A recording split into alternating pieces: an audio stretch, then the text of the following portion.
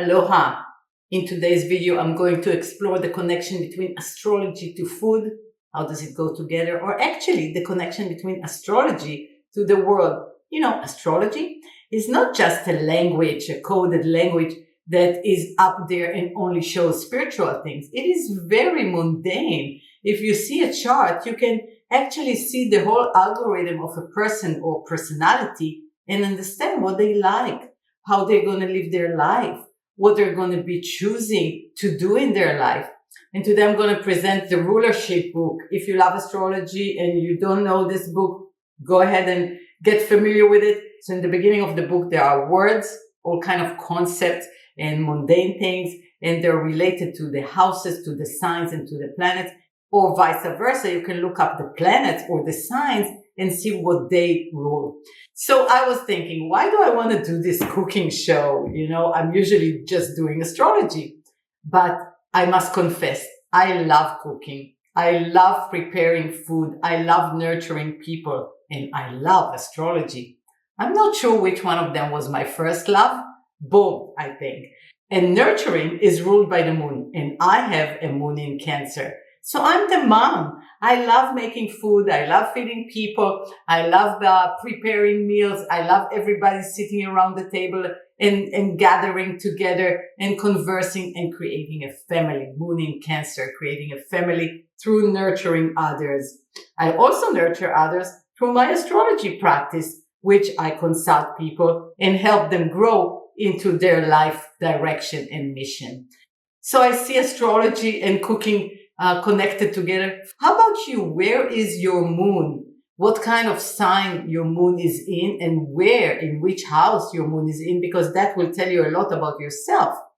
But one thing that is really interesting that I found out, I looked up food. So food is obviously ruled by the moon, by Cancer, by Virgo, by Mercury, and the sixth house. The sixth house and Mercury and Virgo are related to our health. So food is related to our health. So are you a chef? Do you like cooking? Are you preparing food for your family? Do you like experimenting in the kitchen? Let me know in the comments. I'd love to hear from you. And what is your moon sign or your ascendant sign or your sun sign? What makes you that person that loves to prepare food for others? That's interesting.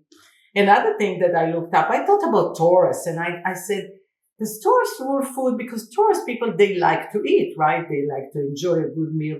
So I looked up Taurus, and Taurus is ruling lands and farms, not necessarily food, but having a livestock, having a lot of things to consume. That would be more Taurus-like.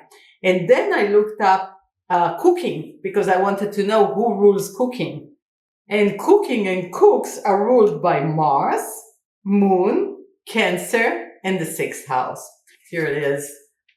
I think Mars is ruling cooking because of the fire, because it does take some sort of energy to create cooking, right? So that would be the Mars. So let's prepare some Halva cookies. What are Halva cookies? They're awesome, delicious cookies made out of tahini. If you don't know what tahini is, it's crushed sesame seeds. I usually make it on the salty side, on the savory side, with some garlic and lemon and some water. And sometimes I make it thicker to kind of eat it with a pita bread, or sometimes I would make it very runny as a salad dressing, or put it on any kind of protein. It's just so delicious. But today we're going to take this onto the sweet side and make cookies, healthy cookies out of that. So I don't eat much sugar at all. I try to avoid sugar, and I don't eat gluten. So the version of my cookies is going to be gluten-free, and I'm going to use maple syrup. Sometimes I don't even use that. I use monk fruit. You're welcome to try your version. Let me know how it came out. But overall, we're going to use some flour. I'm going to use almond flour together with that paleo grain-free flour. You can use regular flour, whole wheat flour, or any kind of flour that you like. We're going to need 1.5 cups of flour. So let's do that. And I'm going to mix those two together. 1 cup of almonds. And I'm going to use 1/2 cup of the other flour, gluten-free. 1 teaspoon of baking powder.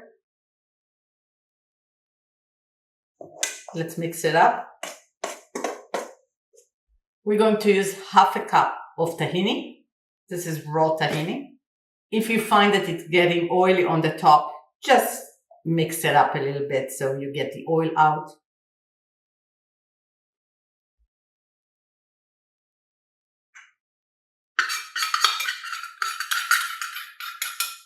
And we're going to add half a cup of maple syrup.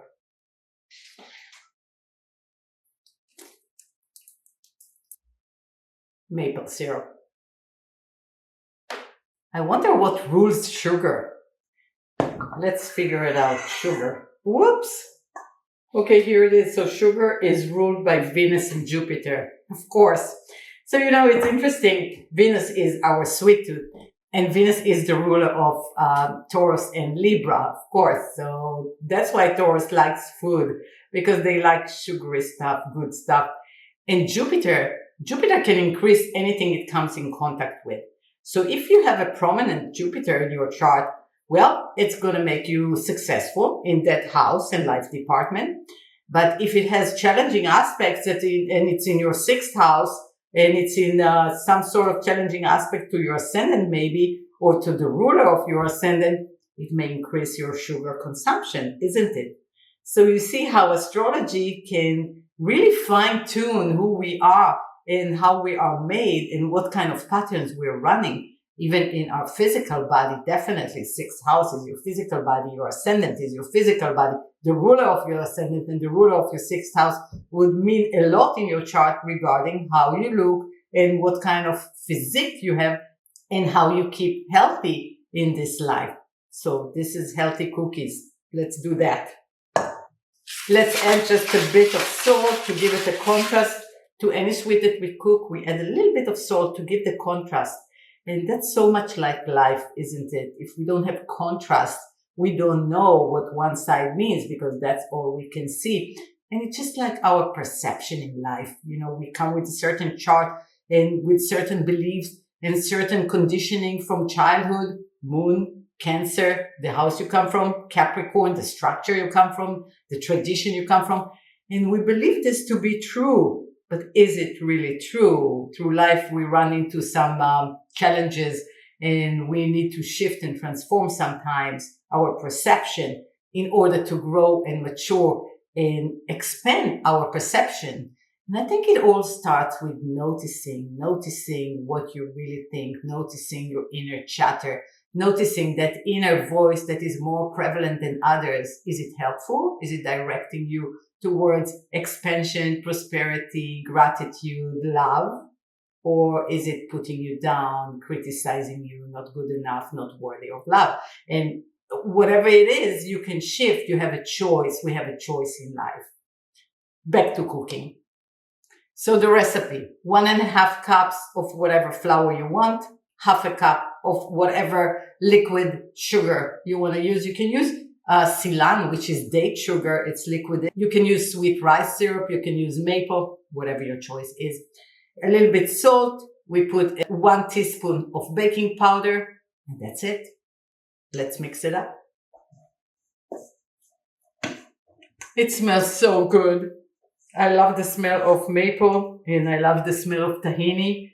And together they just create this amazing sweet treat called halva. So these are halva cookies.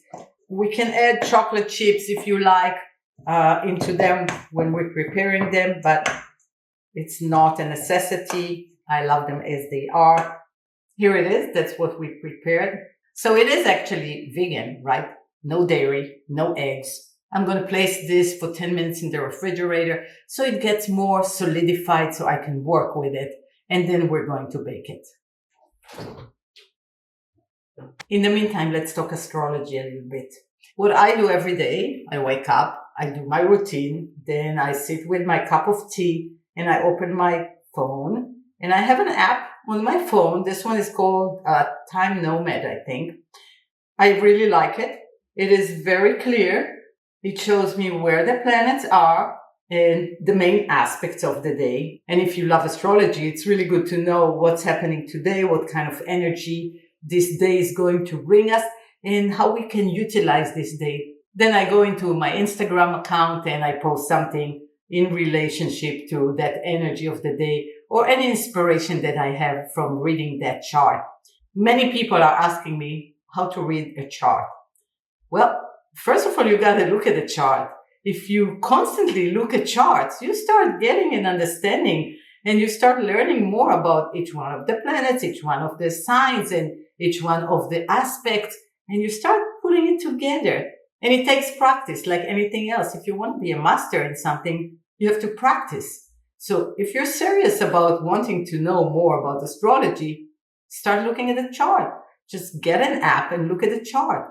And even if you don't know what it means, you get some information from the patterns, from how things change. You suddenly realize what things mean. Let's say today you can see that we have a groundwater trine. I don't know if you can see that. Hopefully, yes. So we have the sun at 4 degrees Cancer, Saturn at 7 degrees Pisces, and the South Node at 1 degree Scorpio. This is a grand trine. So what does it mean? What is a grand trine? Scorpio, which is the point of letting go, South Node in Scorpio, is letting go of something that ran its course. And we all are doing it as a collective because that South Node relates to all of us. What are we letting go of? It is trining Saturn, old patterns of structures that we brought from our family. What kind of structures? Ideas and beliefs. That is the Pisces part. Ideas and beliefs about how things should be. So actually a trine is a good aspect. So there is an easiness of flow to understand and let go of that which is not supporting us anymore in our belief system. How to cultivate more trust. And then Saturn is in trine position to the sun. The sun is at 4 degrees Cancer today. So the sun in Cancer says, I want to nurture. I want to be nurtured. I want to have safety. It's about safety, creating a home. What does it mean to create a home? What does it mean for you? There is a good aspect between the sun and Saturn. So there is an ability to let go of some old patterns of safety and creating security in a home and creating a new foundation that is based on trust and inspiration. That is Saturn in Pisces. So right away, that grand trine is activating something for us as a collective, but it is also activating something in your chart. Where is it in your chart? So it's worth noting where the transit around your chart, and if they touch any of your planets or make aspects to your planet, then you are more affected. How nice to know that, isn't it? Just to pay attention. It's expanding your horizon. It's expanding your vocabulary. So each day, if you read a little bit more about astrology, you'll know much more. It accumulates and becomes a pool of knowledge. 10 minutes have gone by. Let's check what's happening with the cookie dough in the refrigerator. It's pretty good. Let's create small little balls. It's a nice dough. It's soft.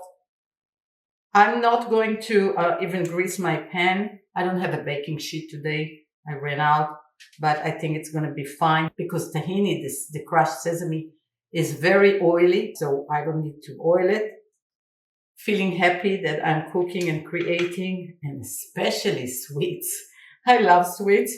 I don't need much sugar anymore. But I must admit, I love chocolate. Chocolate is my weakness. So sometimes I would make a healthy chocolate, like chia seeds together with cashews, with almonds, with raw cacao and some monk fruit. And I blend it all up in a blender. And then I eat it. It's like a mousse. And the longer it stays in the refrigerator, it is superfood. It's so tasty. Keep making cookies. It's a very soft, beautiful dough, easy to work with. The tahini is so oily, so it gives it those yummy, good nutrients. This is a good oil for you from the crushed sesame seeds. It actually is a superfood, in my opinion. As kids, we always loved tahini. My mom used to make everything with tahini. She loved tahini. So she would come home from work, and before she would do any other thing, she would just make a bowl of tahini. And so we would eat tahini with everything. She never made sweet cookies with tahini like I do. This is a more recent development for me or for people to use it, even though halva was always customary. And we did buy halva, but we never made it. So this is not halva, but still it is really good and tastes like halva. So as you can see, we have a lot of cookies, more than I expected. I'm going to put them a little closer to each other. What do you like to cook?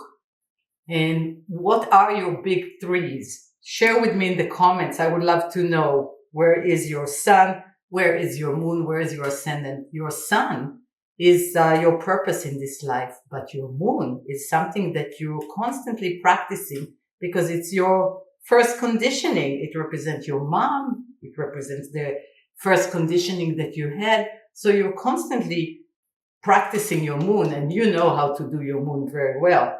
What does your moon like? So this is the regular cookies that are only sesame cookies. And for the rest of the dough, I'm going to add some chocolate chips. I'm going to use Lily's. This is sugar-free chocolate chips. I really like this company. Let's add just a little bit, not too much.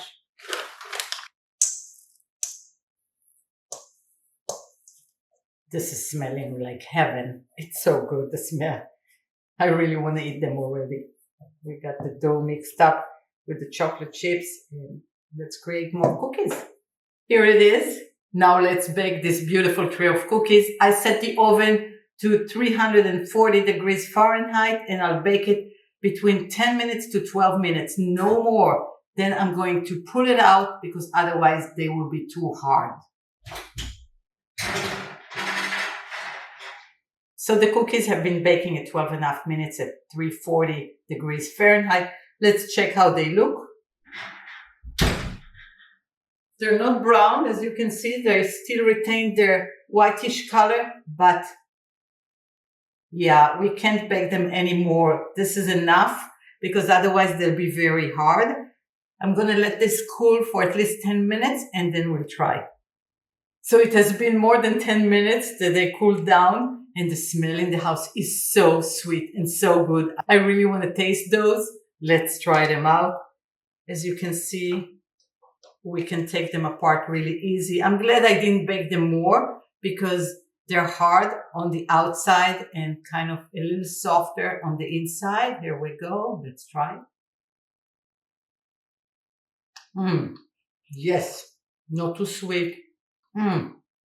So good. It's so good. I hope you enjoy this cooking astrology or astrology cooking. If you like my video, please like it, please subscribe. That's the way you can support me to keep making more informative and beautiful videos. And as always, take care of yourself. Thank you for watching, and I will see you next time.